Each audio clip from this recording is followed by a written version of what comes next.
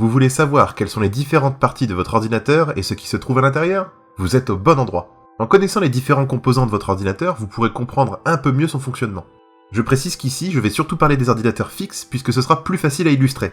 Mais ne vous inquiétez pas, c'est la même chose pour les ordi portables. L'écran. C'est lui qui permet d'afficher tout ce qui se passe sur l'ordinateur. Sans lui, impossible de voir ce que l'on fait. Le clavier.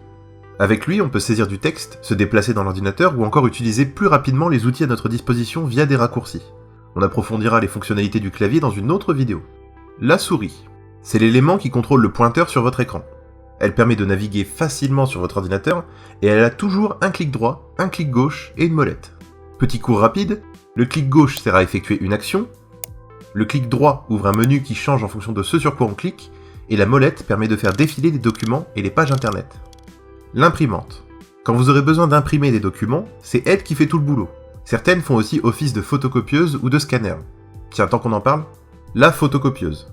Grâce à cet élément, on peut copier un document sans avoir à passer par l'ordinateur. Il suffit de placer la feuille à photocopier sur la partie supérieure de l'appareil, de refermer et de lancer la copie. Le scanner.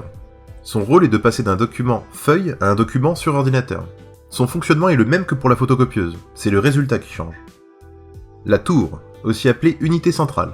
C'est un boîtier qui regroupe tout un tas de composants à l'intérieur. C'est le cœur même de l'ordinateur.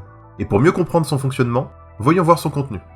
Le processeur ou microprocesseur. La grande majorité des calculs se fait ici. Il permet de traiter des informations et sa puissance de calcul définit la rapidité de l'ordinateur. La mémoire vive. Par mémoire vive, on parle là d'un espace permettant de stocker des informations sur le court terme. Plus la mémoire vive est grande, et plus on peut effectuer d'actions sur l'ordinateur. On peut aussi l'appeler la RAM. La carte graphique. Pour pouvoir afficher ce que l'ordinateur fait sur l'écran, celui-ci a besoin d'une carte graphique. C'est elle qui traduit ce qui se passe dans l'ordinateur pour l'afficher. Le disque dur.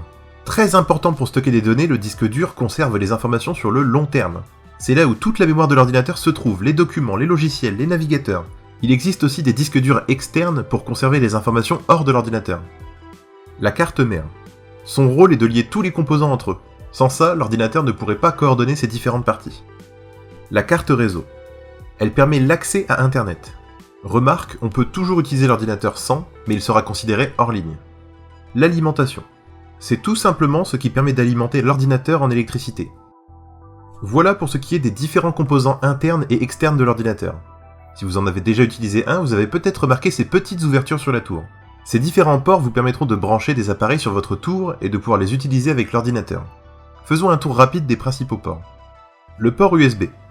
C'est le plus utilisé actuellement, surtout avec des clés USB. Ça permet de déplacer rapidement des informations d'un ordinateur à l'autre. On peut aussi l'utiliser pour brancher d'autres appareils avec un adaptateur USB, comme une souris ou bien même de brancher un disque dur. Le port de carte SD. Même principe qu'avec une clé USB, elle permet de stocker des informations. Le lecteur CD-ROM et DVD-ROM. Il permet de lire les disques laser, voire même de pouvoir les graver, et ainsi y ajouter diverses informations. Attention, graver un CD-ROM peut être définitif en fonction du CD choisi. Voilà qui conclut cette présentation sur les composants internes et externes de l'ordinateur. Je vous laisse donc voir ou revoir cette vidéo au besoin, et n'hésitez pas à jeter un coup d'œil aux autres vidéos.